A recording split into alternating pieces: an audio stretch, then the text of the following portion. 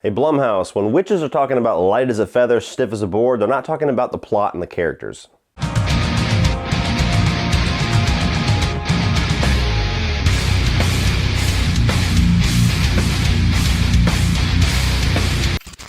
So The Craft Legacy tells the story of a girl who moves into a new town, falls in with a group of misfits, and they discover that together their mystical powers are unlocked. Again. So here we are, guys, with the sequel that pretty much nobody asked for, with The Craft Legacy. Now, I'll be honest, I saw the trailer to this. I didn't think it looked half bad. I'm not somebody that grew up with infatuation over The Craft. I saw it when it first came out. I've watched it probably 3 or 4 times my entire life. Always thought it was a pretty good movie, just wasn't really one of those movies that was an instant classic for me. It wasn't one of those instant rewatches, and it wasn't one of those forbidden properties that if anybody decided to remake it or go to do a sequel, I'd be like, whoa, what are you doing?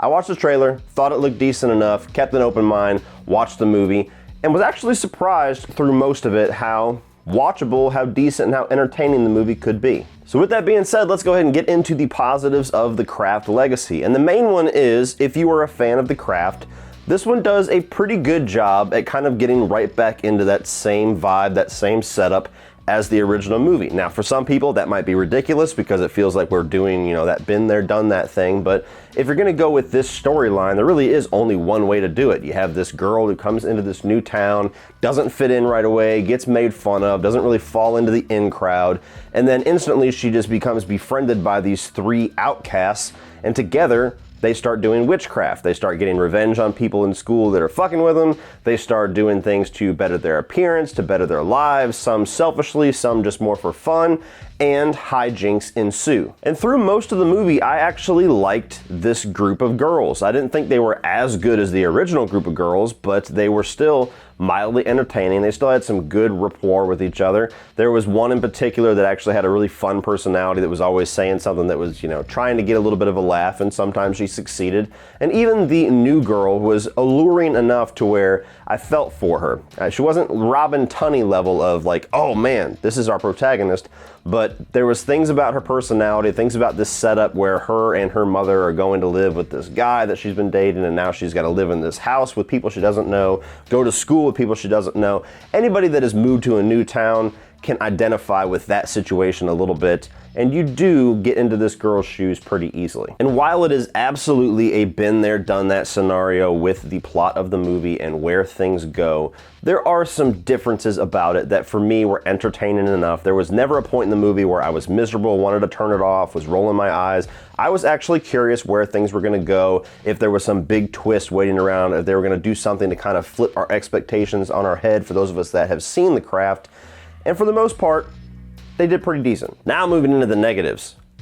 The last 10 minutes or so of this movie, absolute nosedive. I mean, if I could cut out that last 10 minutes of this movie, I would walk away giving this like a 3 out of 5 because it was actually entertaining. I enjoyed it. There was nothing about it that really bugged me.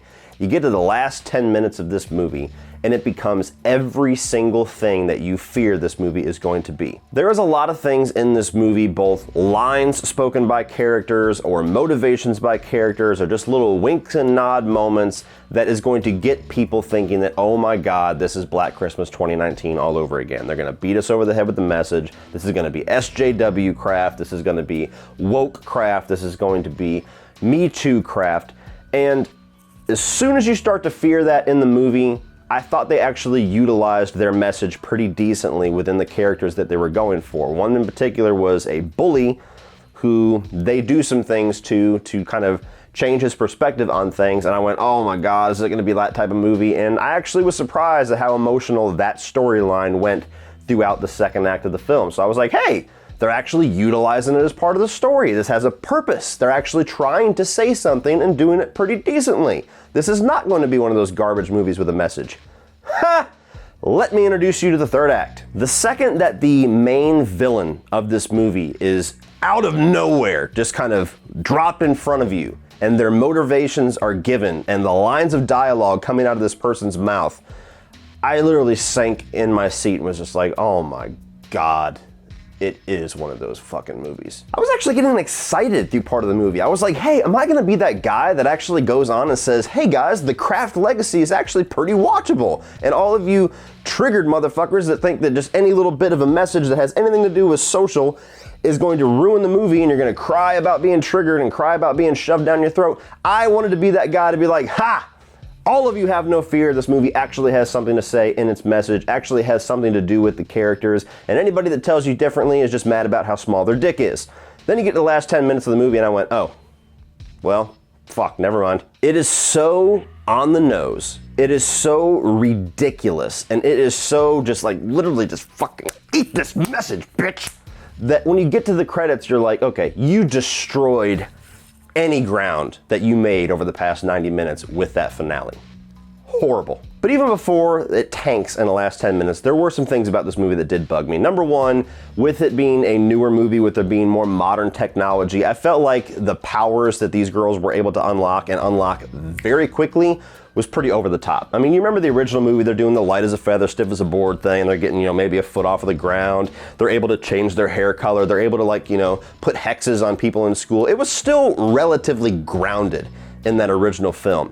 Here, not at all. I mean, they're literally like throwing pixie dust and like makeup shine comes across their face, and they're able to like shape shift completely into people, which was something that was shown in the original movie. I'll admit that, but it's done a little bit more shitty here. And so it never really felt like they were building up to these powers. Like as soon as the four come together, it's almost like all of their powers were unlocked. God mode was unlocked and they just could do whatever the hell they wanted at any point in time with no real progression of learning together or gaining their powers together, or even breaking through molds that maybe they shouldn't break through. It just felt like it was just all dumped in your lap in the beginning of the second act. Also felt there was a gigantic missed opportunity with the main character. I'm not going to get too specific because I don't want to spoil where things go by telling you where things didn't go.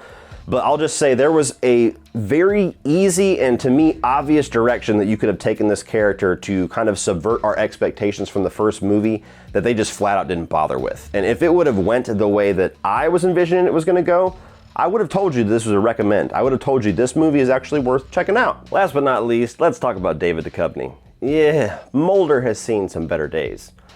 He is a character that he's the stepdad or the mom's boyfriend. He's the leader of the household that our protagonist now is forced to live in. And you never quite get an idea of this guy, of if he's a good guy, if he's going to be a problem for her, if he's going to be something that's going to embrace her later on. You don't really know. He's just kind of inserted into the movie, but it's really just his acting that stands out as embarrassing. I mean, this guy's seen better days. Obviously, the best part of his career is behind him. David Duchovny is not a name you throw on the poster to excite people in 2020. But he's still an actor that most of us, if not all of us, recognize. So when you see him, you're like, okay, there's a little bit of star credibility there. There's a little bit of power in having his name, having him show up.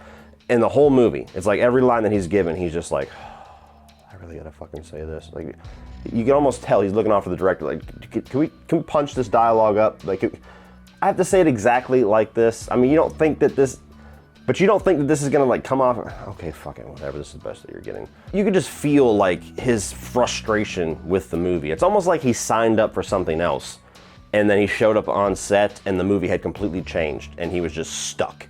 Or he lost a bet, or he owed somebody a favor. I mean, you could tell the guy does not want to be in the Craft legacy. All in all, guys, waste of time, in my opinion. I'm not somebody who's a Craft fanatic, so I imagine those that are will be even harsher on this film, but it's just disappointing. When you get a movie like this that has potential, and throughout most of the runtime actually shows that it might be utilizing some of that potential, might be building to something worthwhile that you might want to see continue possibly, and then they just tank it at the very end. You almost feel more frustrated with an experience like that because they had you and then they just ruined it, versus something like Black Christmas 2019 where the whole time you're watching it, you just know it's shit. I mean, if you pop this movie on and it was just garbage all the way through, you'd be like, okay, well, I mean, the writing was on the wall with this one, let's be honest. But when it actually surprises you to a certain degree and then gives you everything that you feared, it's almost like a kick in the nuts that you just did not see coming. So if you're a fan of the original Craft, just watch the original Craft. Even if you're trying to introduce it to a younger generation, there is nothing in this sequel that is going to be more relevant or more powerful than it was in the original film. So whether you're a fan of the original film or not, gonna have to recommend that you skip it. So what do you guys think of the Craft Legacy? Were you looking forward to this? Was this a big surprise for you and you actually enjoyed it? Or were you like me and was along for the ride and then just got sent off a cliff in the final act of the film? Do you actually like this better than the original Craft? That would be interesting. Let me know your thoughts down below, guys, and we will talk about it. Please like, share, and hit that subscribe button if you are not already a subscriber to this channel. We got a lot of other content on here that you will enjoy, I promise. Thank you so much for watching as always. And remember, opinions are like assholes, but that doesn't mean that you have to be.